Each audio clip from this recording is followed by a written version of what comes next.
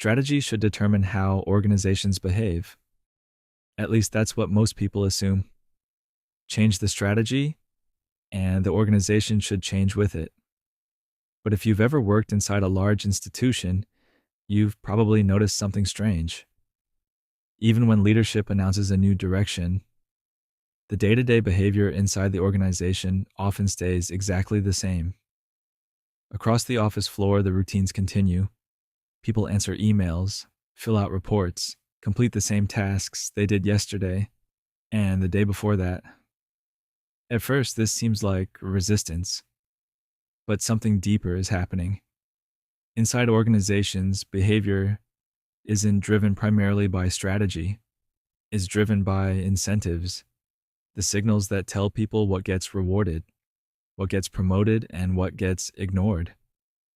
Over time, those signals shape how people actually work. So, employees adapt.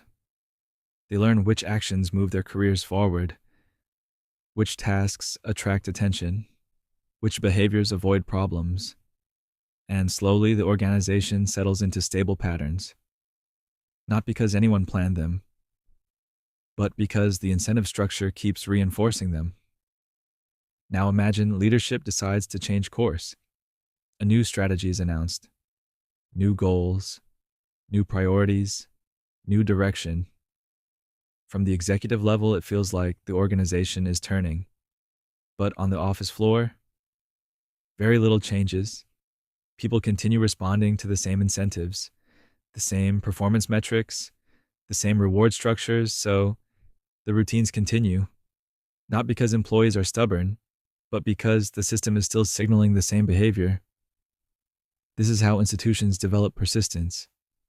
Once an incentive structure becomes embedded in an organization, it begins to operate continuously. Thousands of small decisions reinforce the same patterns of behavior, and the system keeps running even when strategies change. So the common belief is that strategy determines outcomes. But inside large institutions, something else usually dominates. Incentives, strategies may change, leadership may change, but the incentive structures inside the system often remain. And when incentives persist, the behavior of the institution persists with them. But once incentives start locking behavior into place, another problem appears. Over time, those same systems begin to eliminate flexibility. And when pressure increases, organizations often discover they have far fewer options than they expected. That's what we'll look at next.